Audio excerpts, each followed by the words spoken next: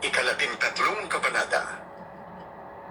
Ang bawat tao ay dapat pasakop sa mga pinuno ng pamahalaan, sapagkat walang pamahalaang hindi mula sa Diyos, at ang Diyos ang nagtatag ng mga pamahalaang umiiral.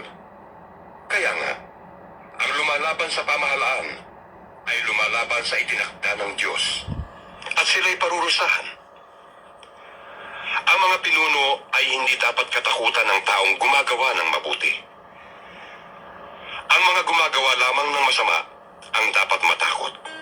Kung ayaw mong matakot sa mga namumuno, gumawa ka ng mabuti at papupurihan ka pa nila. Sila'y mga lingkod ng Diyos sa ikabubuti mo. Ngunit, kung gumagawa ka ng masama, dapat kang matakot, sapagkat sila'y may kapangyarihan magparusa.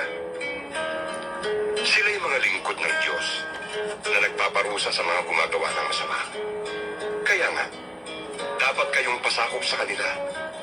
Hindi lamang upang hindi kayo maparusahan, kundi dahil sa iyo ng matuwid.